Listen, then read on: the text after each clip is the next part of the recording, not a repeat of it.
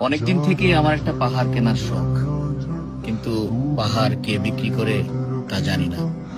যদি তার দেখা পেতাম, দামের জন্য আটকাতো না। আমার নিজস্ব একটা নদী আছে, সেটা দিয়ে দিতাম পাহাড়টার বদলে। খেয়ে না জানে পাহাড়ের চেয়ে নদীর দামই বেশি। পাহাড় স্থানু, নদী বহমান। তবু আমি নদীর বদলে পাহাড়টাই কিনতাম, কারণ আমি ঠকতে চাই। নদীটাও অবশ্য কিনেছিলাম একটা দ্বীপের বদলে। ছেলেবেলায় আমার বেশ ছোট্ট খাট্ট ছিমছাম একটা দ্বীপ ছিল, সেখানে অসংখ্য প্রজাপতি। শৈশবে দ্বীপটি ছিল আমার বড় প্রিয়। আমার যৌবনে দ্বীপটি আমার কাছে মাপে ছোট লাগে।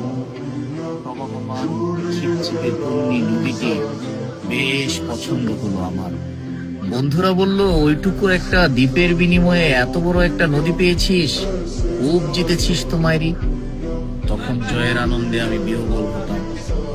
তখন সত্যি আমি ভালোবাসতাম নদীটিকে।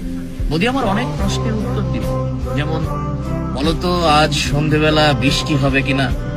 সে বলতো, আজ এখানে দক্ষিণ গরম হাওয়া, শুধু একটি ছোট্ট দ্বীপে বৃষ্টি। সে কি প্রবল বৃষ্টি, যেন একটা উৎসব। আমি সেই দ্বীপে আর যেতে পারি না। সে জানতো, সবাই জানে, শৈশবে আর ফেরা যায় না। এখন আমি একটা পাহাড় কিনতে চাই। সেই পাহাড়ের পায়ের কাছে থাকবে গহন অরণ্য। আমি সেই অরণ্য পার হয়ে যাব। তারপর শুধু রুক্ষ কঠিন পাহাড়, একেবারে চূড়ায়, মাথার খুব কাছে আকাশ, নিচে বিপুলা পৃথিবী, চরাচরের তীব্র নির্জনতা। আমার কণ্ঠস্বর সেখানে কেউ শুনতে পাবে না।